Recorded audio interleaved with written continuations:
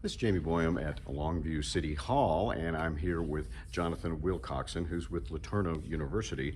And you guys have a kind of big thing planned, and we're sort of giving it away by giving you guys a picture of it right here.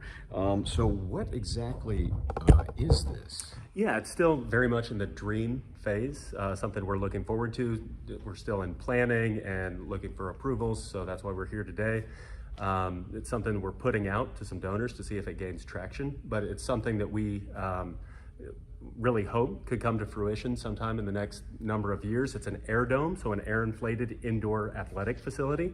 It'll house an indoor track as well as a number of other athletic facilities. As it's currently designed, we're still in the design process actually. We've contracted with architects and engineers and others to bring the design to a point that we'd feel comfortable taking more public. All right, and this is of course an inflatable dome, right? Yeah, that's right. So it will be more or less permanently inflated, but it's a inflatable structure, a membrane that's inflated by fans. So you see these, a lot of pro sports teams and other universities are using these as a way to house really significant floor space in a cost-effective way. Yeah, so this will pretty much make it weatherproof as far as rain and things like that. Yeah, absolutely weatherproof, stormproof for the most part, and yeah, it'll be more or less a permanent fixture on our campus, on the southeast corner of our campus, and we look forward to seeing what may happen with it. Now, I guess do fans, motors have to be running all the time to keep it up? Or? Yeah, they do. Yeah, so we've talked about the sound impact, the noise impact of that. We're going to locate those blowers, away from the residential areas that are nearer our campus, and we've talked about a few ways of mitigating the sound.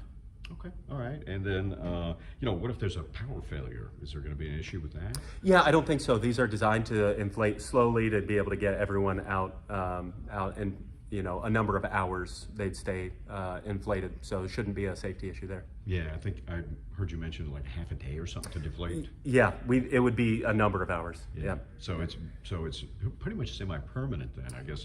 But right. Storms may be an issue, or? Yeah, a few facilities, if they're getting a really large storm, so if a hurricane's coming through, that we talked to Rice, they'll partially deflate theirs just to decrease the surface area.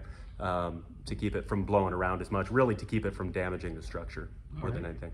Is this going to be available for general public use? Yeah, our hope is that this would be used by our campus, by our athletes, by others on our campus, but then it would really be another, just like the Belcher Center is on our campus for fine arts. Right now, we really see this as the athletics equivalent, so we'd love to be able to host high school and other teams, club sports competitions, those sort of things. This would really be a public as well as serving our campus facility. Okay, it was approved today. Yeah, this was a zoning variant, so that was approved. We received earlier approval for a different zoning variance. So, we're just in the process right now of seeking all the approvals we would need if this were to go forward in the future.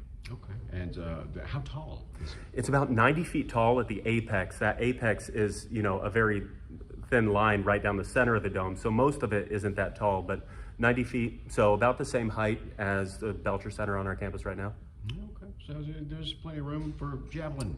Yeah, just the nature of the air-inflated structure requires a certain height relationship to the width of the structure. So in order to fit in an indoor track, this is really how wide or how tall it would have to be. I would imagine that was a joke. I would imagine you're not doing a whole lot of We're javelin. not doing indoor, there is no indoor javelin, I've asked. Yeah. That's probably a good plan, especially with this particular structure. Yeah. So is there any kind of date projected on this? Nope, we don't have a timeline for moving it, bringing it eventually to fruition. We hope it'll happen at some point, but we're just going to community people, to donors, to others, testing out the idea, seeing if it gains traction. So we have dreams and hopes at this point, but nothing more. Yeah, I like the way you keep saying traction. Yeah, right, track and field, exactly. So is there a projected cost at this point? Or? Yeah, we're keeping that right now. We don't know exactly. It's still, because we're still in the design process, we don't know exactly where they'll come out. So, yeah. All right, good deal. Anything you'd like to add? No, I don't think so. Thanks for taking an interest in it, and we hope it will be a boon to the community as well as to our students and faculty and staff. All right, thank you, sir. Yep. Wow, you should work for a university. You speak very well. Thanks a lot. Yeah, appreciate you. Yeah, appreciate it. We'll have more later on KLTV 7 News and KLTV.com. And just like everybody else I talked to, he's got to go. He's got stuff to do.